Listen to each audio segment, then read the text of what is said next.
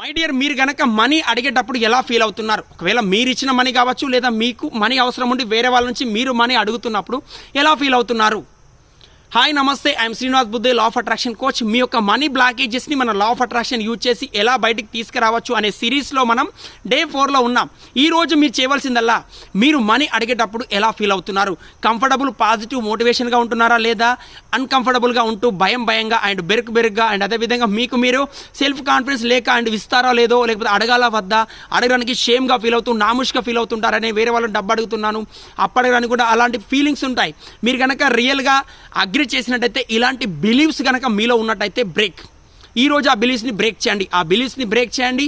And అదేవిధంగా మీరు పాజిటివ్గా ఉంటే వెల్ అండ్ గుడ్. అండ్ మీరు ఇస్తున్నప్పుడు మీరు మీ మనీ రిటర్న్ అడిగేటప్పుడు, లేదా మీరు మనీ తీసుకునేటప్పుడు, వేరే వాళ్ళ నుంచి అప్పుగా తీసుకునేటప్పుడు ఎలా ఫీల్ అవుతున్నారని చెక్ చేయండి.